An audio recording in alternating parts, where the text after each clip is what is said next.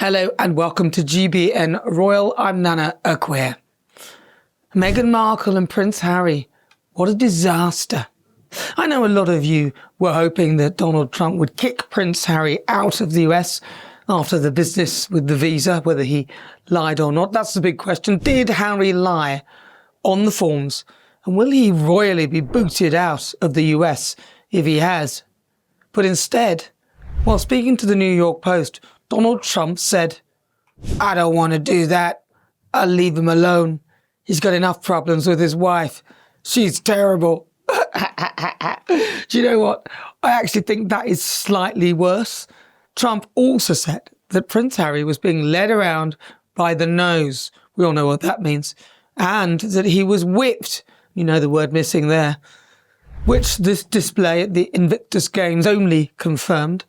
At the event that Harry set up over 10 years ago, and pretty much the only thing that he's done of any real substance, and the idea of the Invictus Games was to support injured veterans, desperately trying to prove they were into each other and convince us that their toxic relationship is still going strong.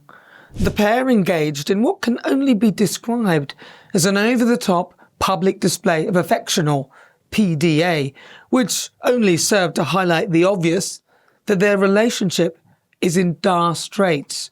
Who they were trying to convince it wasn't, us or themselves, is the question.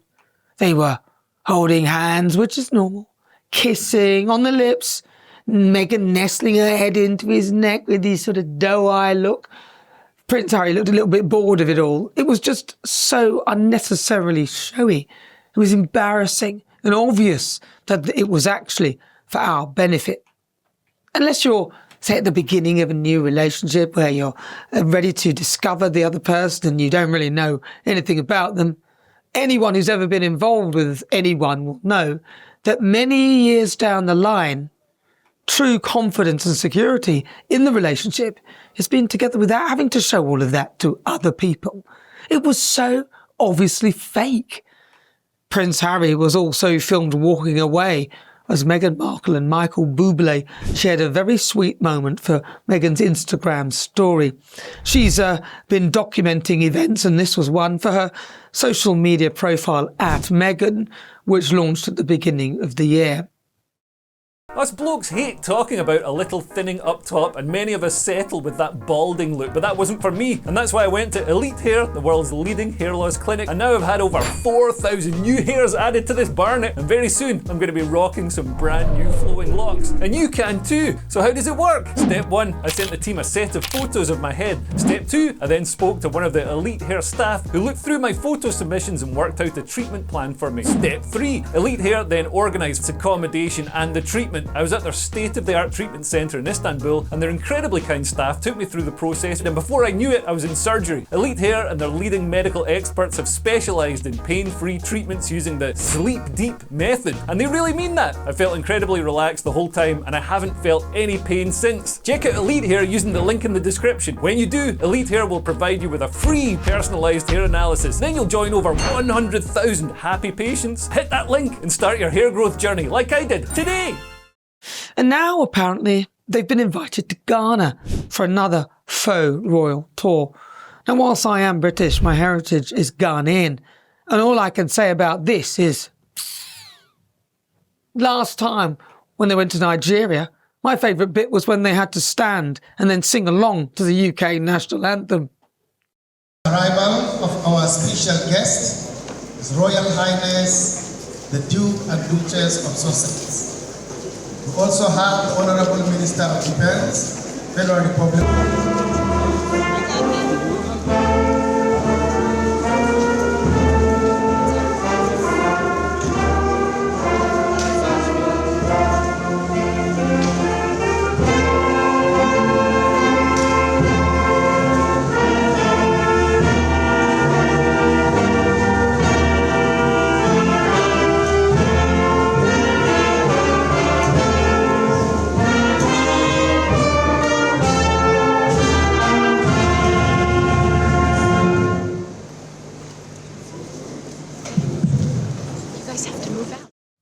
Awkward.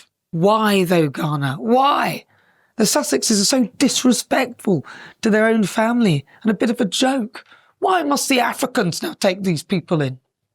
Harry is whipped. Do you know the expression whipped? I'm familiar with the phrase. I won't use the full expression.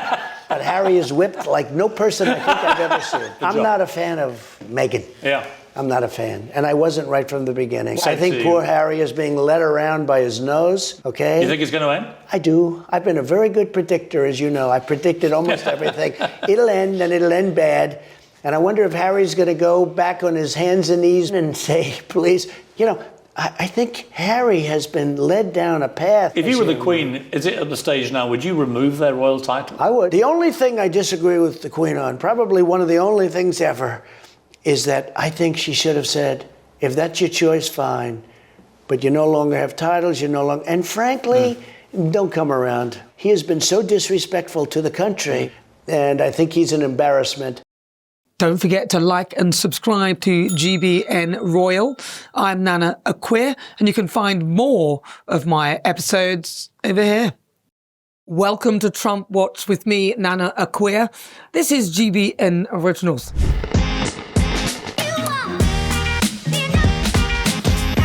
I was saved by God to make America great again. It's been an absolutely thrilling 48 hours in the world of Donald Trump, and I'm here to lay it all out for you. I love this.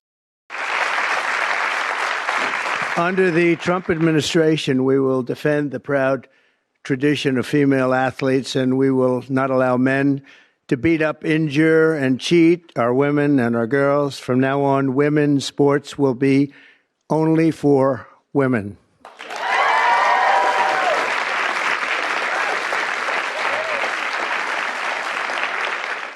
I can't get sick of that one. It's ridiculous, but that is the world we inhabit right now. There are only two genders, and I can say that freely now because the most powerful man in the world has ripped the cloak off this nonsense. Breathe. First up, let's talk about Donald Trump's groundbreaking proposal for Gaza.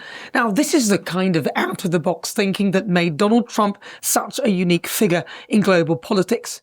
He suggested that the US should take over Gaza and transform it into the Riviera of the Middle East. Brilliant! The U.S. will take over the Gaza Strip, and we will do a job with it, too. We'll own it and be responsible for dismantling all of the dangerous unexploded bombs and other weapons on the site, level the site and get rid of the destroyed buildings, level it out, create an economic development that will supply unlimited numbers of jobs and housing for the people of the area. Palestinians mostly we're talking about, and I have a feeling that despite them saying no, I have a feeling that the king in Jordan and that the general president, but that the general in Egypt will open their hearts and will give us the kind of land that we need to get this done, and people can live in harmony and in peace. Think about it. Who better to turn a war-torn region into a thriving paradise than the man who built some of the world's most luxurious resorts? Donald Trump's not just talking about peace, he's talking about prosperity. And let's be honest, who wouldn't fancy trading conflict for cocktails on the Riviera of the Middle East? Shaken, not stirred. That's the Trump way, always looking to shake things up.